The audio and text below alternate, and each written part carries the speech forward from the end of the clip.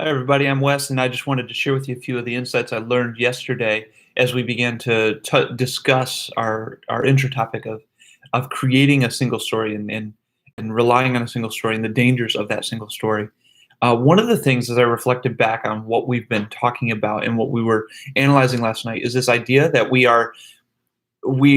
cannot afford to be passively formed by the world around us, meaning that when we're not careful, we allow other people's opinions, perspective, biases, prejudices, intuition, if you will, their thoughts to lead us and form us in a way that provides us with a single story. For example, we were talking real briefly, we ended our discussion last night about news media and where are our sources of information coming in. And when we think about what the speaker was writing about or speaking about in her TED Talk, she talked about how her perspective was formed by the books that she read as a child, and she had no idea that her perspective was limited by what she was seeing. So one of the things that we find out and we discover is that as we mature in our cultural awareness, we must be intentional about the sources upon which we build. We must realize who it was. When we were each telling our stories, we all had different formative experiences. Some of those were kind of pushed onto us by others. Some of those were situations that arose in our life. Some were tragedies, some were great moments, some were just simple things that caught our attention, but all of them kind of organized around this idea of, of forming us in a way um, that stood out, that created that single narrative that we've got to be so mindful of. So we talked about how to confront those issues in our mind. One of the things that I really enjoyed, and that's the way that we create that holistic story of ourselves and others, including both positives and negatives. We brought that into the aspect last night too, that we needed to form a holistic story, not just one that benefited or one that or put down another, but one that truly uh, created a whole image for us to see. And one of the another concept that kind of came to mind for me was this idea of regaining paradise through our story, regaining this. Uh,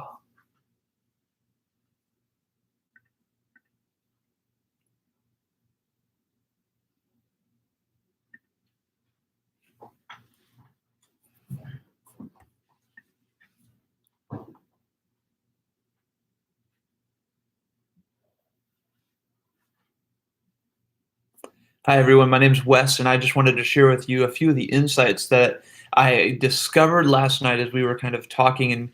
And as I reflect back on them, one of the main concepts I want to bring out is this idea that we must be careful that we are not formed by others, formed by the information they provide, formed by information that is presented to us, rather that we are informed. And what I mean by that is that we're not passively formed. We're not passively instructed on creating a narrative. When we looked back last night, we started talking about some of the things that influence, such as one of the questions was, what news media do you intake? What do you ingest?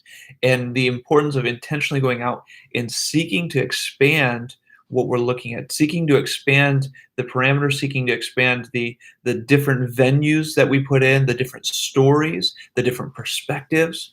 When we were younger, we were formed by others as they would share with us. Our parents a lot of times played a big role in that. Where we lived played a big role in that. As we shared our stories, we discovered that some of us were formed in certain ways as we grew.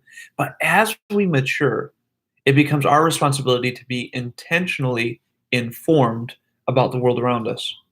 The author, she shared a similar story as she spoke in her TED Talk. She shared the idea that as a child, she was reading children's books that were mostly from British and the colonial leaders, if you will, the directors, if you will, of their nation. And she looked at those things and she thought that her story couldn't fit in that story. She thought that everything was designed around a specific way. She heard her parents talk about the poverty of her friend and it formed her opinions. But as she grew older, she needed and more mature, she had to understand that there was more than a single story, more than a single narrative that had to form her opinions of other people. One of the quotes that she brought out in her talk, in her discussion, and that kind of resonated with me. And as we discussed last night, was this idea of power structures and how they're formed, and they use stories to tell, and who tells those stories, where, when do they tell them, and what they're trying to do. Are they trying to make a definitive story about another person, about another race? Are they trying to characterize someone else, if you will?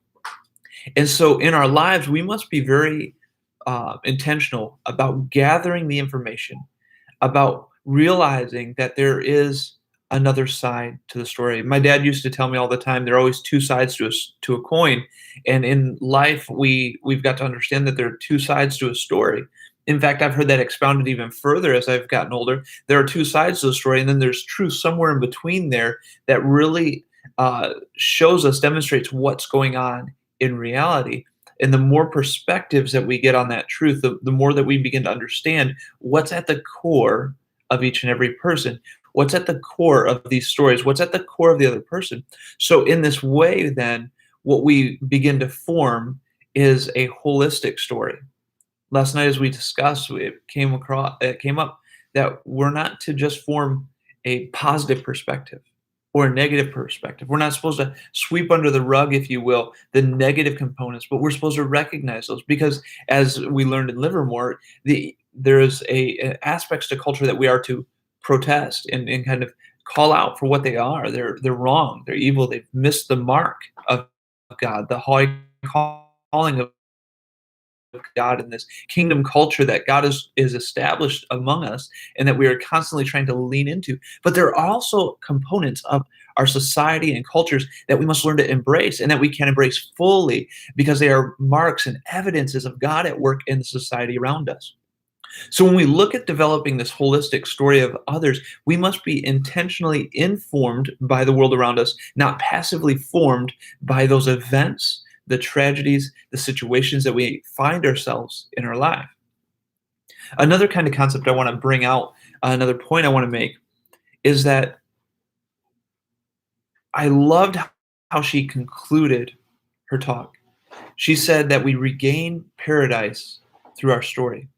I think oftentimes we try to combat stereotypes and racism, and we try to combat biases and prejudice, and we look at these things and we try to combat them primarily through a logical, reasoned response.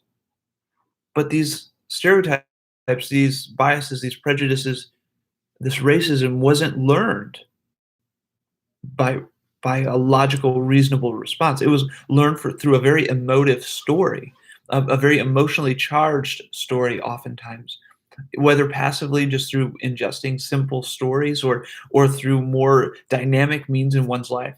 But so when we confront this racism, it's not enough just to say stop it and that's enough, but we must learn to tell the story of another. We must be able to tell the full story, to be able to engage fully with another person's humanity, to speak life and truth and love into someone else, to find those aspects of honor in their life and draw them out of them, to teach them and to call out purity and holiness. Finally, I want to share one of the thoughts that has really resonated with me, that I've been wrestling with, is how is racism impacting each and every one of us? As a nature of the fall, as a component of the fall, how much does it influence our daily thoughts, our daily practices? It's funny, we throw this word out as a pejorative comment, a tear down, a put down, if you will, and we throw it out there all the time. We immediately put our defenses up. But when we really step back and analyze it, and we look at what racism is and what it means, and as a condition of the fall, we realize that we all fall prey and victim to moments of racism in our life, moments of racist attitudes. We may never act on it, we may never speak on it, but there are these moments where these rash judgments that were built on the stereotypes of our past, oftentimes, there are these rash judgments that kind of rise to the surface into our minds and into our thought processes, and we must confront them either by putting them down or finding a holistic story, to regaining that balance in our life and regaining the balance of wholeness of another person. So I wanted to conclude today by saying, when we review that component of racism from that regard, it kind of removes the sting. It removes the division. It pulls down the walls that we've created to protect ourselves and others. It allows us to be fully human, completely authentic with one another, recognizing the beauty of both culture and of individuality, recognizing that we've been given a personality, that we've been entrusted with a culture, and finally, that we are all made in the image of God. So I want to thank you for listening, and it was great to be with all of us, all of the friends last night, and I look forward to meeting those of you in the discussion boards as time continues. God bless and have a great evening. Bye-bye.